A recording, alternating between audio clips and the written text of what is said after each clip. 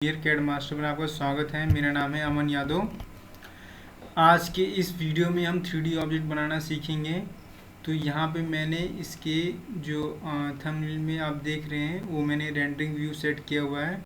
यहाँ पे आप देख रहे हैं उसके top view, front view, right view and isometric view. तो मैंने तीनों views plus isometric view represent किया हुआ है ताकि आपको उसकी डायमेंशन रीड करने में कोई डिफ़िकल्टी ना हो और ऑब्जेक्ट ईजिली आप बना सकें और उसको समझ सकें। ठीक है दोस्तों, तो चलिए इसको समझने के लिए बढ़िया से समझने के लिए हम आते हैं अपनी ऑटोकैड सीरीज में और उसको बनाते हैं और ऑटोकैड 2020। ठीक है ना दोस्तों। और इंजीनियर वीडियो स्टार्ट करने से पहले मैं आप सबसे रिक्वेस्ट करूँगा कि हमारे चैनल इंजीनियर कैड मास्टर को ज़्यादा से ज़्यादा सब्सक्राइब करें, लाइक करें, शेयर करें और इन बेनिफिशियल वीडियोस को प्लीज़ इंजीनियर्स फैलाएं। तो आते हैं अपनी ऑटोकैड की स्क्रीन पे। अब ऑटोकैड की स्क्रीन पे आते हैं तो मैंने आपको पहले भी बताया था प्रीवियस वीडियोज़ में कि हमारा सबसे पहले हम अपने आइकन को फिक्स करेंगे। अब आइकन को ये मैं आपको बार बार इसलिए बताता हूँ क्योंकि आइकन को फिक्स करना, देखिए आप जब भी कोई आइकन को हम इसलिए फिक्स करके रखते हैं कि हम जो भी वर्क करें, ज्योमेट्री बनाएंगे, प्रोफाइल बनाएंगे, फिर उसको ओरिजिन करवाएंगे, एक्सट्रूड कराएंगे, तो ये क्या होती है हमारी जो आइकन होता है बार बार उधर आके डिस्टर्ब करता है हमारी प्रोफाइल को क्रिएट करने में, मतलब कन्फ्यूज़न क्रिएट करता है एक तरह से।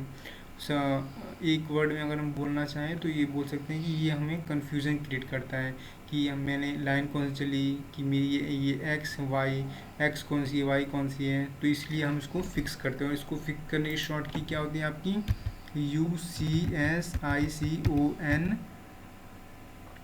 इसके कमांड एरिया में हम अपने कमांड एरिया में हम टाइप करेंगे UCSICON, एंटर कर देंगे और ऑप्शन में इसके एन एंटर कर देंगे। अब ये फिक्स हो गया। अब ये कब तक फिक्स रहेगा तो हमारा सिस्टम शट डाउन नहीं होगा या फिर हम न्यू पेज नहीं लेते। और न्यू पेज की मैंने शॉर्ट की आपको बताई थी, क्या थी, Ctrl+N। ठीक है ना। न्यू पेज की शॉर्ट की मैं आपको दोबारा बता देता हूँ, Ctrl+N, जो कि बहुत ही इंपॉर्टेंट है। ठीक है दोस्तों। अब यहाँ पे हम अपना ग्रिड मोड ऑफ करेंगे एंड ऑर्थो मोड ऑन करेंगे। ठीक है, ग्रिड मोड ऑफ करेंगे और यहाँ पे देखिए विजुअलाइज टैब पे मैंने क्लिक कर रखा है। ठीक है ना। प्रीवियस वर्क किया था मैंने विजुअलाइज टैब पे। हमें किस में वर्क करना है, होम टैब पे जाना है। ठीक है ना। अब यहाँ पे देखिए मैं डायग्राम में देख पा रहा हूँ कि हमें सबसे पहले क्या है, ये व्यू बनाना है। ये जो 50 है टॉप व्यू में देख पा रहे इतना पोर्शन, ये पोर्शन जो देख रहे हैं आप, इसको बनाएंगे। इसको बनाने के लिए हम जेड की डायरेक्शन को ऊपर रखेंगे। ठीक है, तो चलिए करते हैं। पहले हम 2D से 3D में जाने के लिए हम 3DO एंटर करते हैं या शिफ्ट प्रेस करके माउस को ड्रैग करवा के भी जा सकते हैं। ठीक, तो मैं शिफ्ट प्रेस करता हूँ और माउस के रोलर को प्रेस करके रखता हूँ और ड्रैग करवाता हूँ। ठीक है, ऊपर की डायरेक्शन में। तो जेड मेरी ऊपर में सेट हो गई। पहले आपको जेड हमेशा ऊपर की तरफ ही सेट करना है। ठीक है ना। इसको आप बाय डिफ़ॉल्ट समझ लिए, कुछ भी समझ लिए, ऊपर की तरफ ही आपको सेट करना है, नहीं तो आपकी प्लेन बिगड़ जाएगी और आपका 3D ऑब्जेक्ट सही से नहीं बन पाएगा। ठीक है दोस्तों, इस बात को ध्यान रखना। आपको जेड जो है पहले ऊपर की तरफ रखना, नहीं तो आपका प्लेन बिगड़ जाएगा और आपका 3D ऑब्जेक्ट सही से नहीं बन पाएगा। ठीक है, तो इसलिए हम उसको पहले ऊपर की तरफ रखते हैं, फिर बाद में हमें जेड को जिस डायरेक्शन में चेंज करना है उसके बाद हम UCS के थ्रू उसको चेंज करते हैं। ठीक है दोस्तों, इतना बात आप लोगों को ध्यान रखना है, बहुत ही इंपॉर्टेंट है और ये बात हमेशा आपको 3D ऑब्जेक्ट जो भी बनाएंगे हमेशा काम आएगी। बेसिकली स्वीप कमांड में ये बहुत काम आएगी। स्वीप बहुत ही इंटरेस्टिंग और इम्पॉर्टेंट कमांड है, उसको मैं आपको नेक्स्ट वीडियोज़ में बताऊँगा। ठीक है दोस्तों, तो अभी हम चलते हैं। यहाँ पे मैंने जेड की डायरेक्शन ऊपर सेट कर दी। अब मैं ये प्रोफाइल ड्रॉ करूँगा। इसमें मैं एक सर्कल ड्रॉ करूँगा कितने का, 25 रेडियस का। देखिए 50 फुल लेंथ है, 25 रेडियस और एक 50 रेडियस का। ठीक है, 2 सर्कल ड्रॉ करूँगा। फिर उसके कोऑर्डिनेट से मैं 50 लेंथ चलूँगा फॉरवर्ड में और फिर नीचे में कितना आऊँगा, देखिए ये 100 का गिवन है मुझे, तो 100 नीचे आऊँगा और फिर इसको भी जोड़ूँगा। ठीक है, राइट व्यू में हम देख पा रहे हैं इसकी फुल लेंथ कितनी है, 100 की है। ठीक है, तो चलिए करते हैं। अब यहाँ पे मैं एक सर्कल के लिए C एंटर करता हूँ।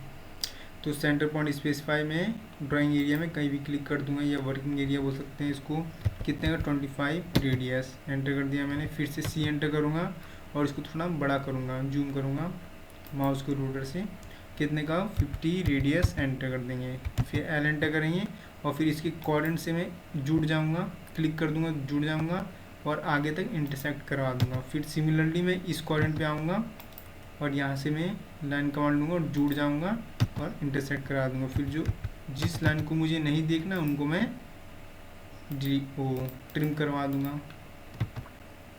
ठीक, सिमिलरली जो इंटरसेक्शन लाइन है इसको भी मैं हटा देता हूँ। ठीक, अब मैं क्या करूँगा, एल एंटर करता हूँ। एक चीज़ रहेगी, यहाँ पे आपको क्या करना था, आपको यहाँ से 50 डिस्टेंस आगे चलना था, तो मैं 50 एंटर करता हूँ। फिर इधर कितना चलना आपको, 100 एंटर। और सिमिलरली मैं यहाँ पे इसके कोऑर्डिनेट पे देखिए, कोऑर्डिनेट पॉइंट आपका शो करवा रहा है, इस पर क्लिक कर दूंगा। अब मैं क्या करूँगा, ये लाइन है इसको मैं सेलेक्ट करूँगा और ई एंटर। ठीक है, अब देखिए ये लाइन इंटरसेक्ट कर रही है, इसको मैं TR ट्रिम कर दूंगा, या तो उसको मैं सिंगल लाइन थी उसको मैं ट्रीट भी कर सकता था। ठीक है, अब देखिए ये पोर्शन है मेरा रेडी हो गया। अब मैं इसको क्या करूँगा, एक्सट्रूड करने से पहले मैं इसको रीजन कराऊंगा, REG रीजन।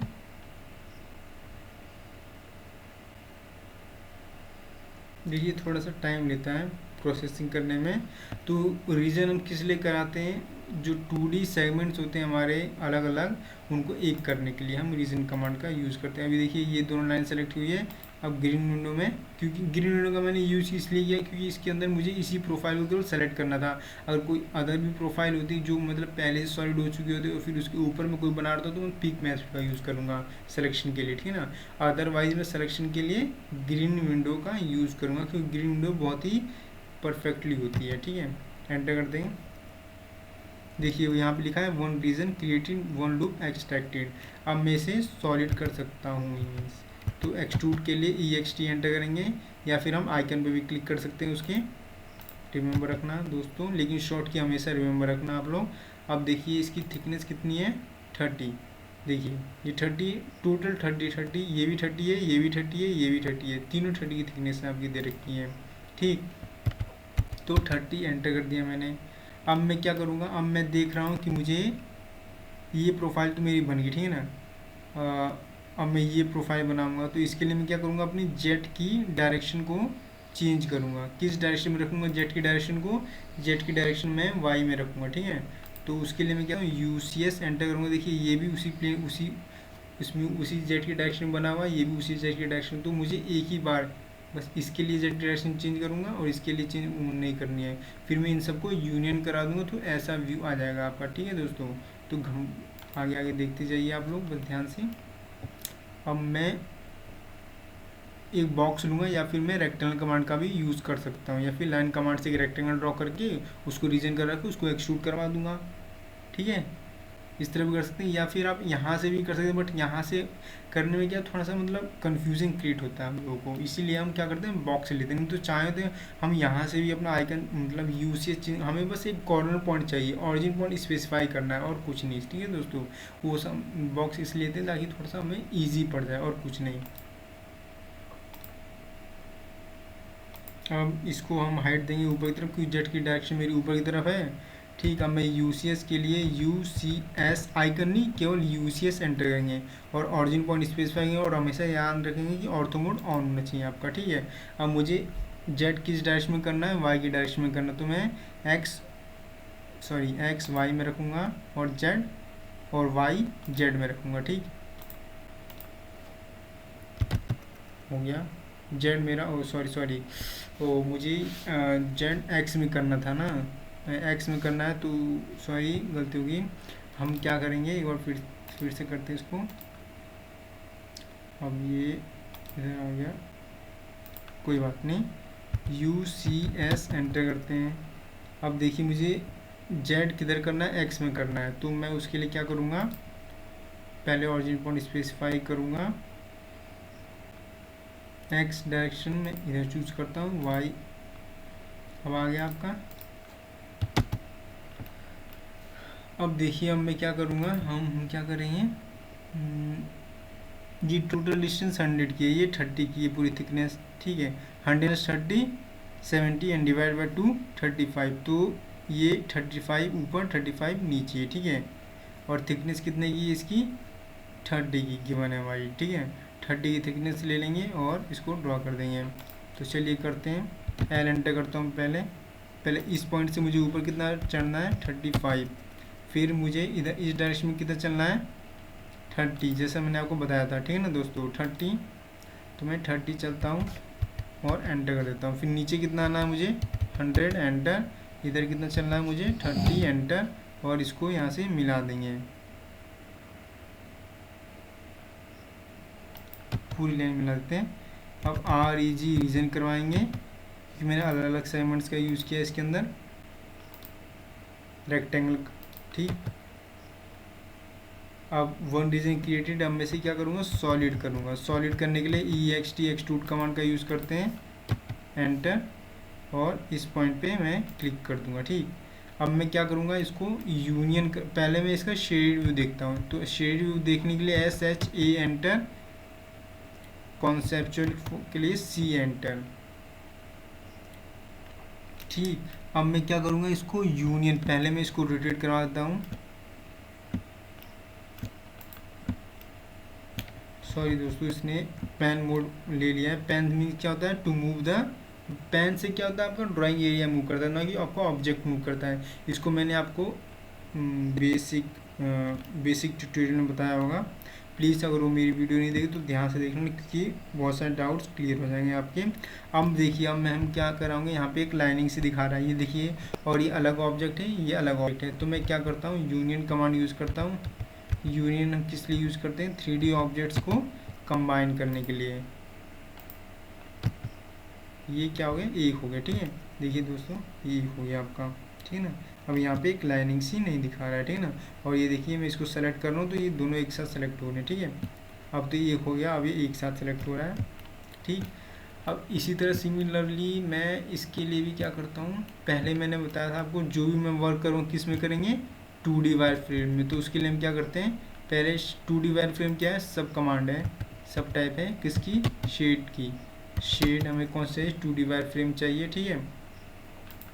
अब हमें क्या बनाना है, ये प्रोफाइल ड्रॉ करनी है। तो इसके लिए हम क्या करेंगे, इस पॉइंट से 60 जाएंगे, इसके सेंटर पॉइंट तक पहुँचेंगे। यहाँ पे हम एक कितने का 50 रेडियस का सर्कल ड्रॉ कर देंगे, और फिर सिमिलरली इसको क्लोज करके रीजन करवा के फिर एक्सट्रूड करा देंगे, ठीक है दोस्तों।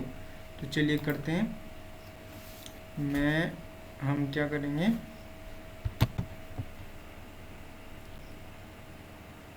ये आपका मिड पॉइंट शो करवा रहा है। अब इस मिड पॉइंट से इधर में कितना चलता हूँ मैं 60 एंटर करता हूँ, फिर नीचे कितना जाऊँगा। अब देखिए मुझे नीचे, क्योंकि उसके सेंटर पॉइंट उसके सेंटर पॉइंट तक के लिए मुझे नीचे जाना पड़ेगा, ठीक है ना।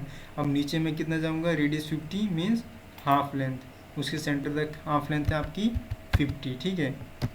अब सर्कल के लिए मैं क्या करूँगा, C एंटर करूँगा और स्पेसिफाई करूँगा और यहाँ पे क्लिक कर दूँगा, ठीक। सिमिलरली फिर यहाँ से मैं कितना चलूँगा 50 अगेन, और इसको इससे मिला दूँगा, सॉरी 50 नहीं, सॉरी 60 डिस्टेंस हम चलेंगे, ठीक। देखिए यहाँ पे ये डिस्टेंस गिवन है आपकी 60 गिवन है, इस पॉइंट से लेके